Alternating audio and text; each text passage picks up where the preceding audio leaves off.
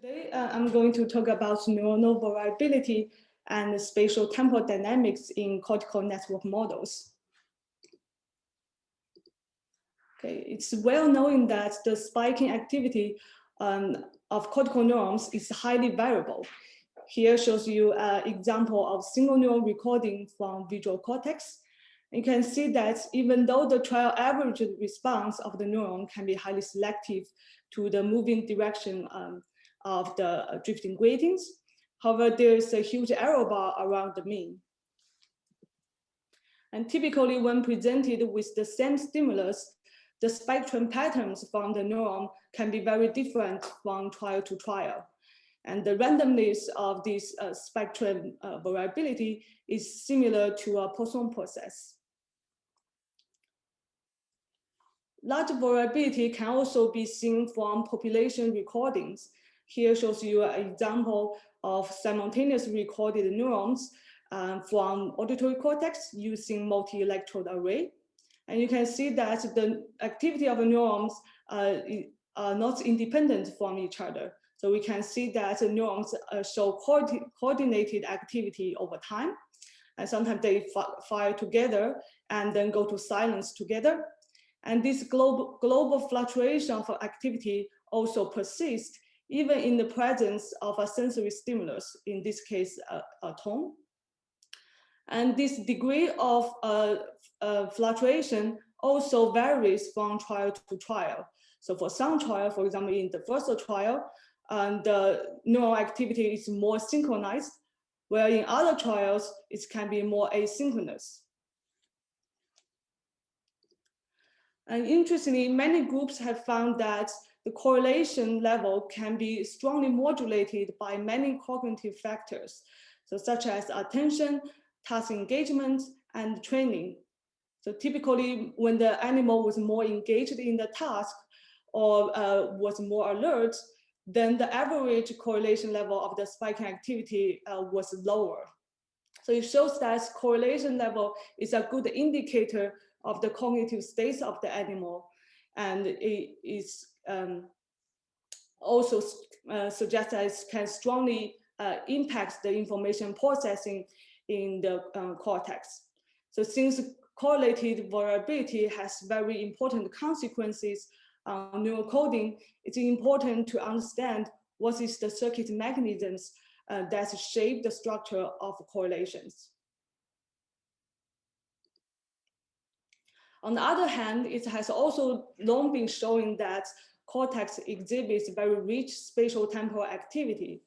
So for example, in this earlier work, it shows that using a voltage-sensitive dye imaging, visual cortex respond to the same visual stimulus with completely different spatial temporal patterns.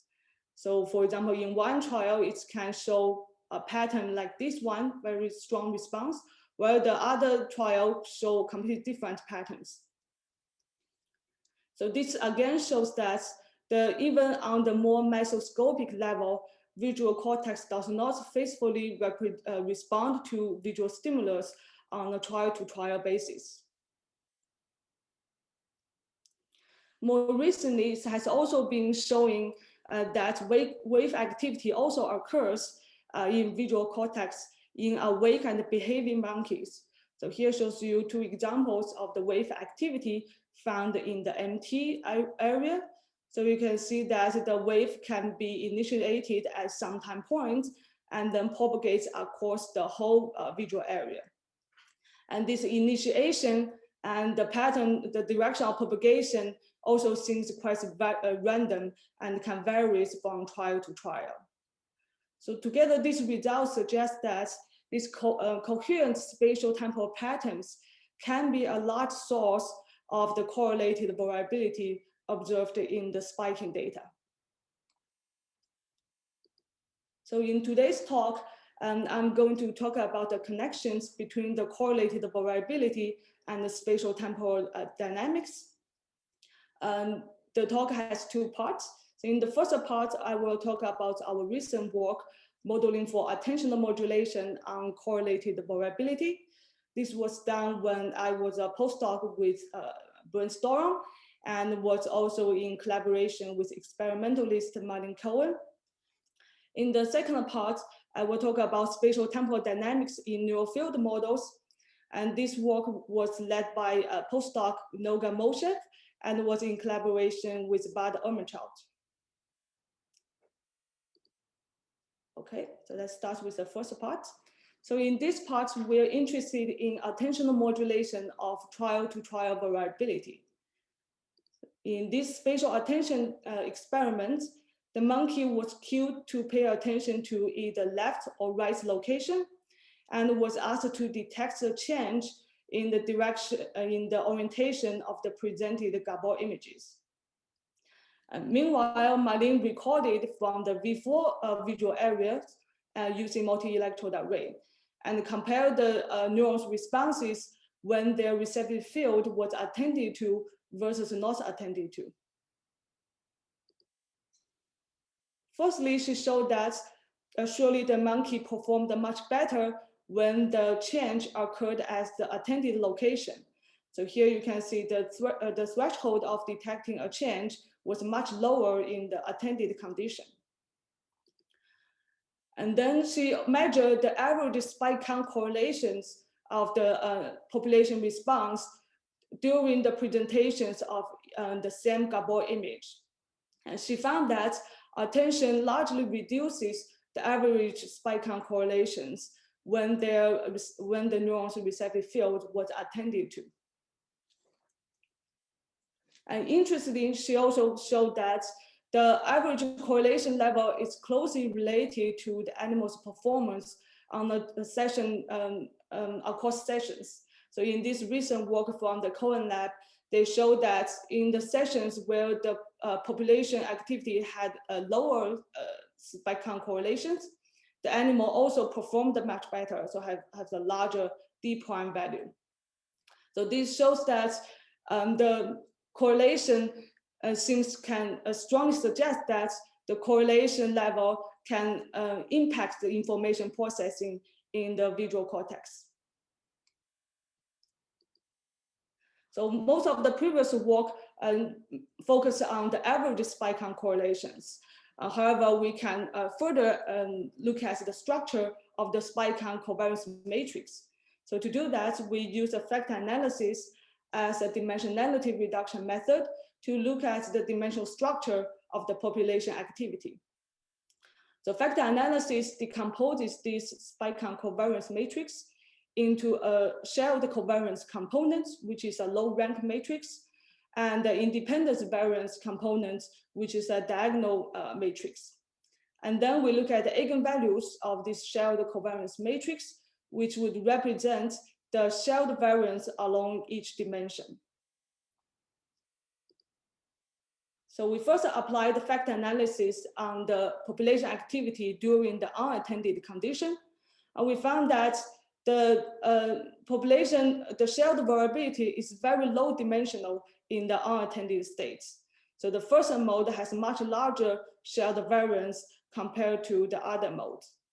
After we remove the first mode, the residual has very small covariance, so suggesting that the previously reported positive correlations mainly comes from this first mode.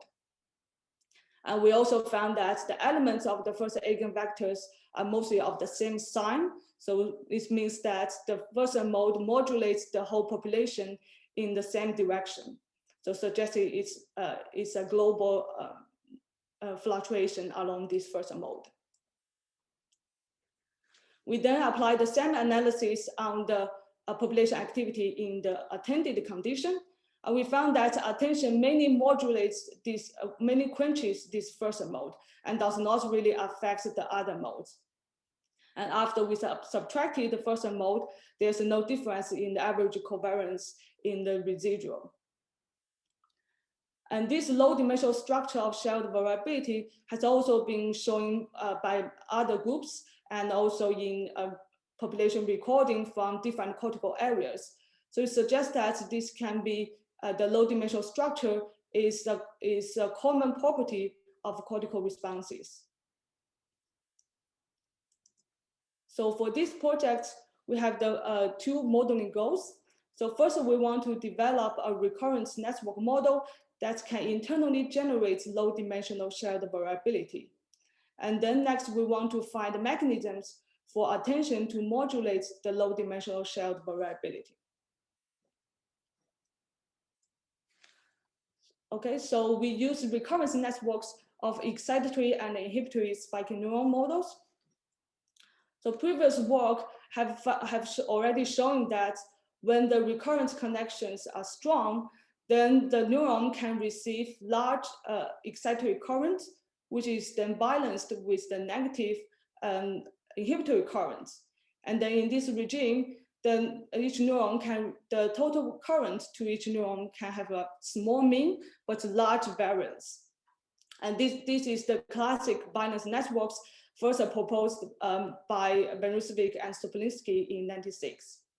So in these networks, the spiking activity of each neuron is mainly driven by the large fluctuations in the currents, and therefore the neuron can generate random-like, very irregular spike trends.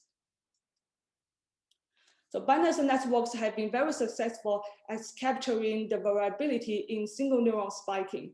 It can generate a very broad distribution of frame rates, and the coefficient of variation of the inter-spike intervals is also around 1, so meaning that the spike trends is similar to a Poisson process. However, binary networks always generate asynchronous dynamics. So as the network size n becomes very large, then the average correlation will scale as 1 over n, so it will vanish. So it means that for very large networks, then the neurons are basically independent from each other. So this is inconsistent with the positive correlations found in the population recordings. So we want to extend the classic binary networks. So in the previous work, binary networks just assume it's those random graph, just a random connection with no spatial structure in the connectivity. However, we know that in cortex, the connection probability between a pair of neurons depends on the distance between the two neurons. So for nearby neurons, they are connected with larger probability, while farther away neurons are much less likely to be connected. So here we just include this spatial structure in our network, and here we use a two-dimensional grid for the neurons, and we include the different spatial scales of the connections in the network. So previously, Rosenbaum had found that the feed-forward projection width and the recurrent projection width can together determine the spatial structure of the correlations. And so for our work, we want to further explore the different dynamic regimes in such spatial networks. So we found that such spatially ordered networks can exhibit very rich spatial temporal dynamics. So in particular, we found that when the spatial scale of the excitatory connections is similar to the spatial scale of the inhibitory connections, and when the inhibitory synaptic time constant is larger than the excitatory time constant, then the network can exhibit wave propagating activity. And then in this regime, the network can generate positive correlations. So we found that when tau I, the inhibitory synaptic time constant, increases, then in the spatial network, average correlation level gradually increases. However, in a disordered network, the network quickly, the correlation level rapidly increases and approaches 1. In this case, the network exhibits epileptic activity. And we also found that with slow inhibition, the network can have positive correlations, on average positive correlations across long distance. And I should also mention that these two conditions are also consistent with anatomic data and also physiology. So it seems likely that the cortex is in this regime and can exhibit wave propagating activity.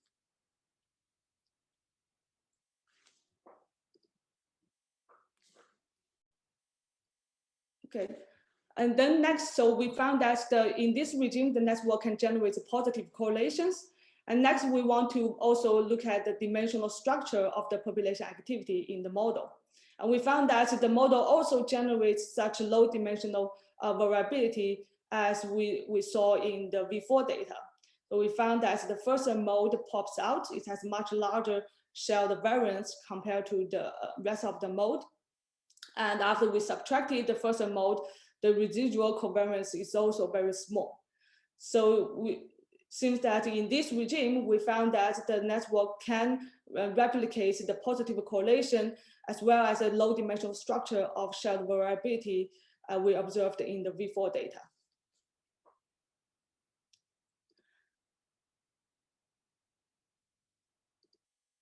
And we found that in networks with broad inhibition, the dimensionality is much higher. So the spatial scale of inhibitory neurons is also important to give rise to the low dimensional structure. So in networks, when the spatial scale of inhibitory neurons is larger than the spatial scale of the excitatory neurons, then networks show more localized activity, so packets of activity that move around. And when a packet of neurons being activated, it also suppresses the neurons around it due to the border inhibitory projections. Then in this case, we also applied the factor analysis on the population activity, and we found that we no longer have the dominant first mode. Instead, the first 5 modes all have very large shared variance. And the average covariance also becomes very small due to the large anti-correlations in the network. So to gain more intuition on the conditions for the different types of spatial temporal dynamics, we did stability analysis of a neural field model. So for the neural field model, it describes the Fahrenheit activities instead of the spiking activity as we use for the spiking networks. And here we still have a spatially organized Fahrenheit model, and W is a Gaussian spatial kernel. And the transfer function is a threshold quadratic function. And here, when the inputs mu in, mu I are constant, then the network has a spatially uniform solution as a fixed point. And then we analyze the stability of that spatially uniform fixed point. And we found that when the inhibitory time scale tau I is small, and when the inhibitory spatial scale sigma I is also small, then the network is in a stable regime. And in this case, all the eigenvalues across different wave numbers has negative real parts. So this stable regime then corresponds to asynchronous dynamics in the spiking network. As we increases sigma I, then the network loses stability at a non-zero wave number. So which could indicate that it may generate spatial patterns of some positive spatial frequency. So this corresponds to more localized bump-like activity in the spiking network. On the other hand, if we just increase tau I, the time scale of inhibition, then the network loses stability at a zero wave number. So indicate that it loses stability, it indicates a global instability of the network. So in this case, the network exhibits wave dynamics that can correlate the activity of the whole network. And it's also in this case, we found that the shared variability is also very low dimensional. Okay, so this analysis suggests that the spatial scale of the activity is closely related to the dimensionality of the shared variability we see in the spiking data. So we found that in the unattended states, then the network is consistent with this unstable regime where network exhibits wave activity. And then next, we want to look at how attention modulates such shared variability. And just to remind you, we found that attention strongly reduces the average correlation level and also quenches this first mode of shared variance. So it seems that in the attentive states, the network is more asynchronous, that's consistent with activity in the stable states. So we hypothesized that in the unattended states, the network may be in this unstable regime with wave activity. And in the attended states, network moves toward this stable regime. So we hypothesize that attention stabilizes the network. So there are many mechanisms to stabilize the network. A simple way to do that is to just depolarize all the inhibiting neurons. When we increase the inputs to the inhibitory population, then that's expand the stable region so that the network now becomes stable in the attended states. So by just model attention as a static depolarization of all the inhibitory neurons, we can see that this wave activity is largely suppressed in the attended states. And then we can measure the correlations and look at the dimensionality of the population activity. And we found that average correlation level decreases as we increase the inputs to inhibitory neurons. And this modulation also mainly happens as a first mode. So by just depolarizing the inhibitory neurons, we can recapitulate the attentional modulation on both the average correlation level and the dimensional structure. However, by just depolarizing the inhibitory neurons, we will have a slight decrease in firing rates. However, in most data sets, it has been shown that attention typically has a slight increase of the firing rates. So to recapitulate the increase in firing rates, then in our model, we can add an increase in the feed-forward connection weights. And then by combining these two mechanisms, we can reproduce the increase in firing rates and decrease in average correlation, and also this quenching of the first mode of shared variability. We think that this depolarization of inhibitory neurons may be implemented by cholinergic modulation. So it has been well known that attention is closely involves the cholinergic system. And previous work showed that by activating the cholinergic neurons in basal forebrain, it desynchronizes the neuronal spiking activity in visual cortex. And Slice's work also showed that acetylcholine can depolarize the three types of inhibitory neurons, but not the excitatory neurons. So we think that attention increases the release of acetylcholine in visual cortex, and that drives the inhibitory neurons and stabilizes the network, and therefore it can reduce the average correlations. In addition to considering the correlations within each cortical areas, we can also look at the correlation between cortical areas. So in this recent work from the Cohen lab, they recorded from V1 and MT areas simultaneously. And in contrast to the reduction in correlation within each cortical area, they found that attention actually increases the correlations between V1 and MT. So this suggests that attention improves the communications between cortical regions. So we also look at how our networks respond to input signal. We found that in the attended states, the network can track input signal very well. So the MT responses is more linearly related with the V1 inputs, where on the unattended states, the network is dominated by this internal wave activity, and therefore it often loses track of the input signal.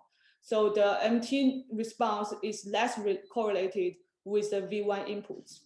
And therefore in our model, we can also reproduce this result that attention increases the correlation between V1 and MT neurons by improving the tracking of input signal. Okay, so to summarize, we developed a spiking neural network with spatial temporal dynamics that can internally generate shared variability. And we've identified that the slow and the narrow inhibition, both are consistent with physiology and anatomy, are essential for generating the low dimensional structure in shared variability. We found that attention can reduce this internally generated shared variability by stabilizing the network dynamics. And in our model, attention allows the network to better track input signal and therefore increasing the correlations between cortical areas. Okay, so then I move on to the second part. So in the second part, I want to further explore the different dynamical regimes of spatial temporal dynamics in neural field models. Okay, so for this part, we focus on this neural field model that describes the frame rate activity. And this structure is the same as I just showed you before. We have a Gaussian spatial kernel and a threshold quadratic transfer function. And we again focus on the dependence on these two parameters, so the inhibitory time scale tau I and the inhibitory spatial scale sigma I. And we fix the spatial and the temporal scale of the excitatory population. So as I showed you before, we found that the spatially uniform solution is stable in this region where tau I is small and the sigma I is also small. And of course, this boundary is when the network loses stability due to a Hall bifurcation.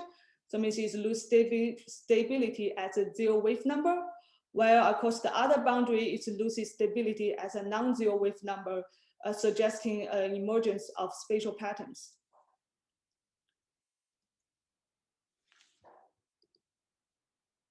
And then as we increase tau I, we found that the network has a bulk oscillation solution. So when once it loses stability through the Hall bifurcation, we found a bulk oscillation solution where the network just oscillates as a whole.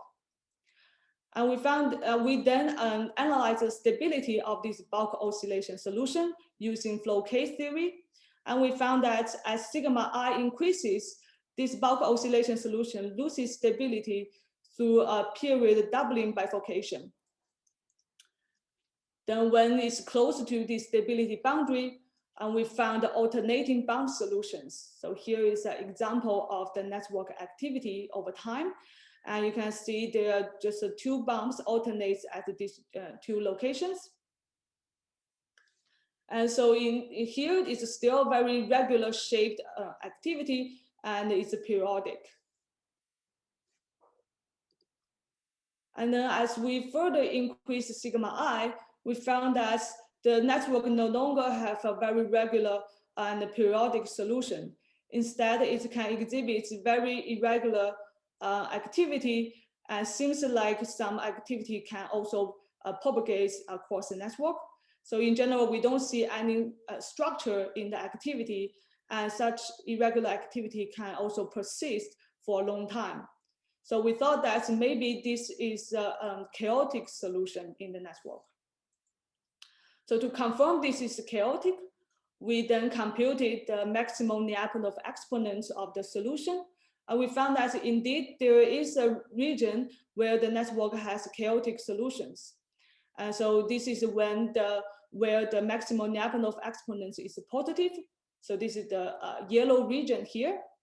When the maximum Lyapunov exponent is 0, means it's either a periodic solution or quasi-periodic solution. So this is the green region here.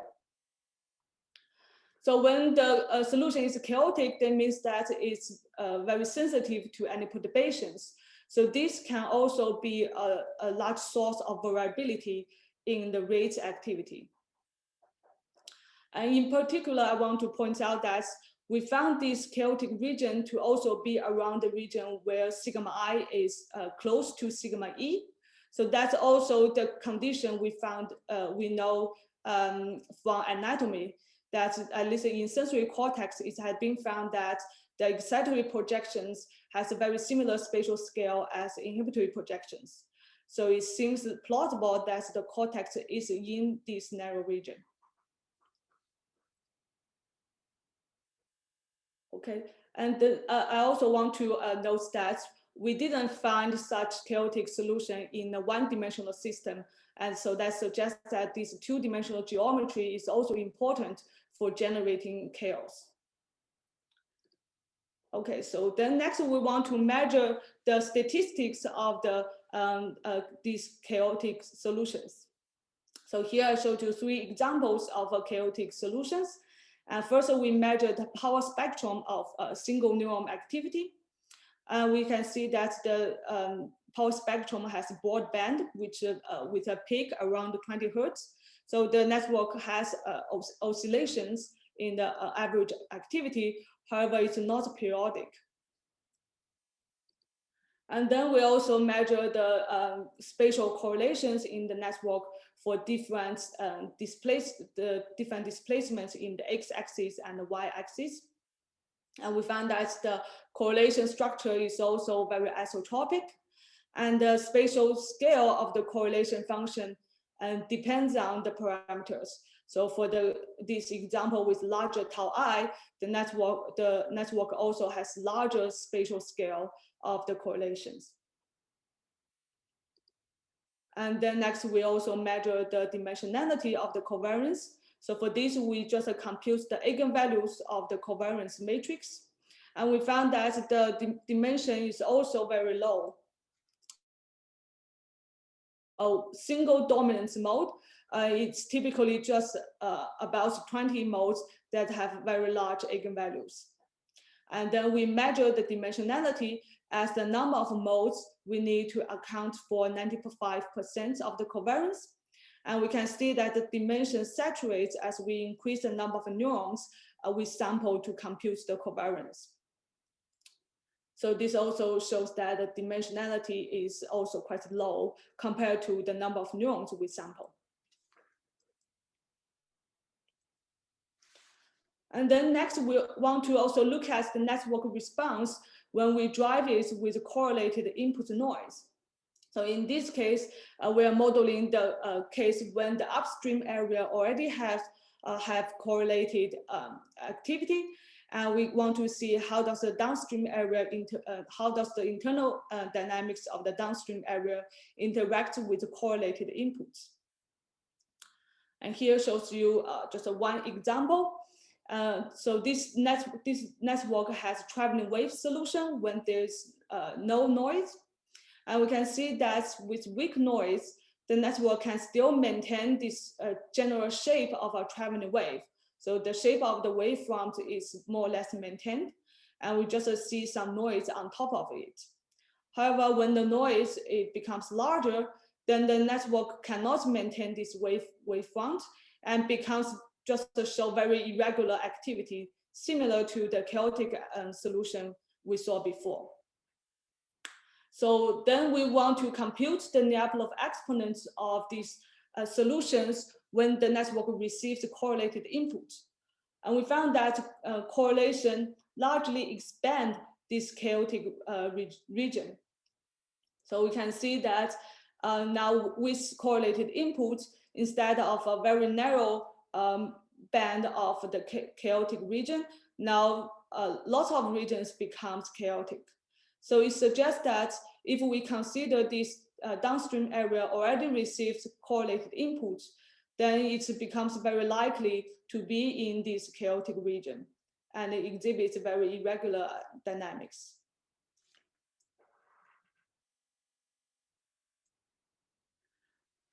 Then next, we want to see how this depends on the parameters of the correlated input noise.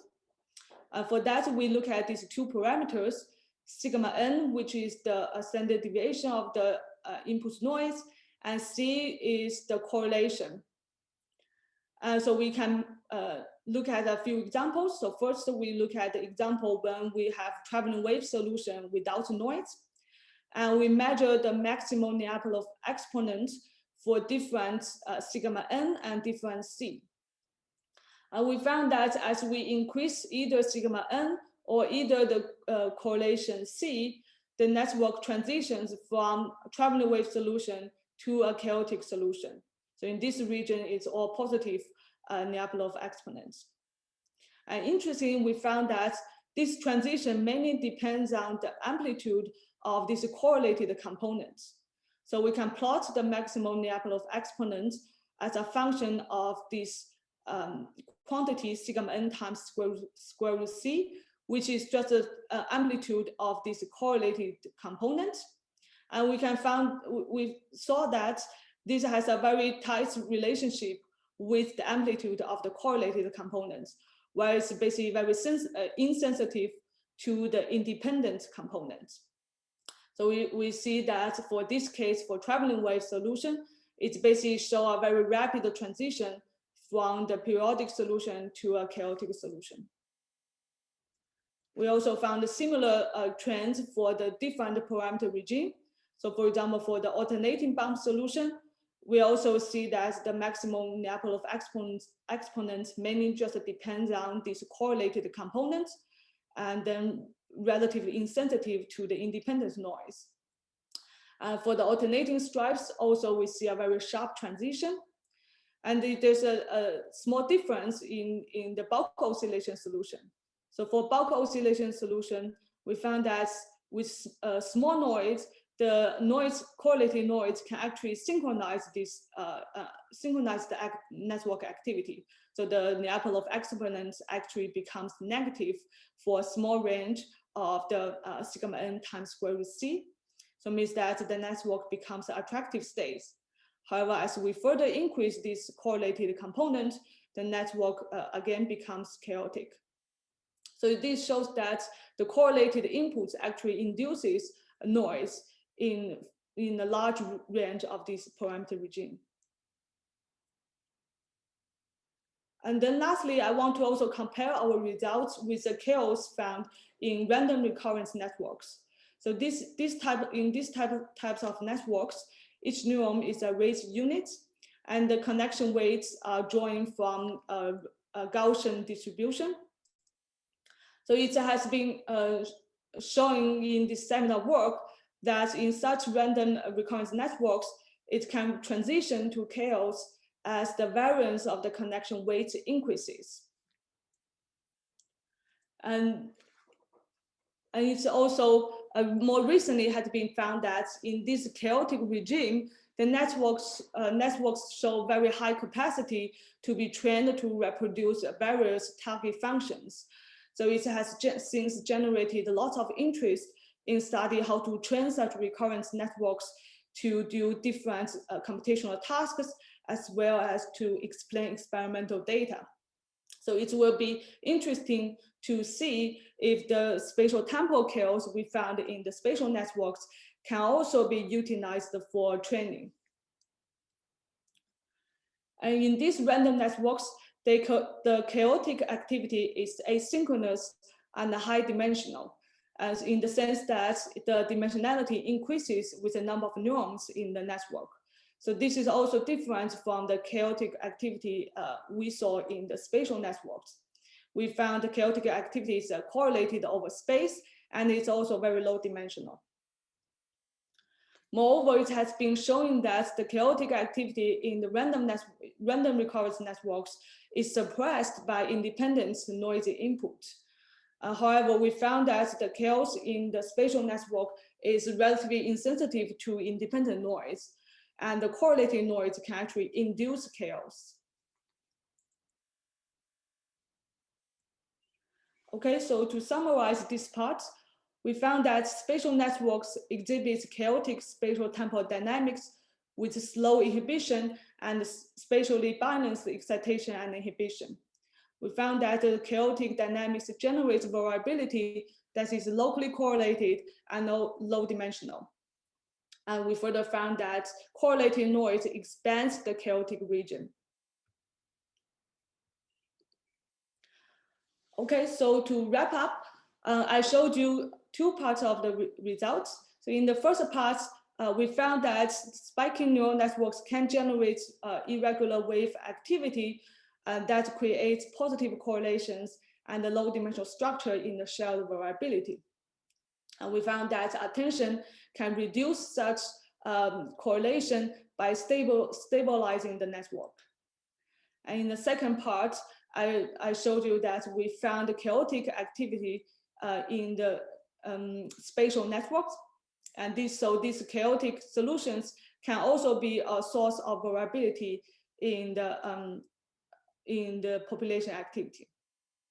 We also found that correlated inputs can also induce chaos in such networks. Okay, so then finally, I want to thank everyone who are involved in the work I presented today. So firstly, I want to thank Brent Storm for his mentorship and guidance for the work I showed you in the first part. I also want to thank Noga Moshev, who did all the work I showed you in the second part. I also want to thank all the members in the Doron group and our collaborators and our funding sources. And thank you for your attention.